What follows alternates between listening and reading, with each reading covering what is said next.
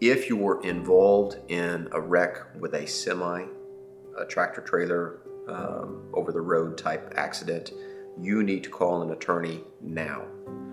That over the road trucking company will have an investigator, an accident reconstructionist, a team on scene almost immediately to try and build a case against you. They will not try and determine what happened necessarily. They will try and determine how best to defend against any claim that you may have.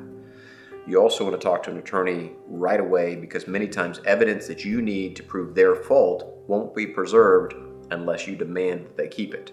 For example, many semi-drivers now have onboard cameras that record what their driver's doing or what the scene is ahead of the driver.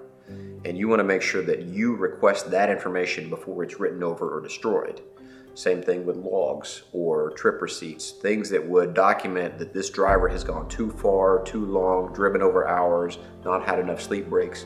You want to make sure that any and all evidence that you're going to need later on to prove that this driver was at fault for your wreck is preserved. If you don't have an attorney asking for that information to be preserved within the first 30 days, you may not ever see it.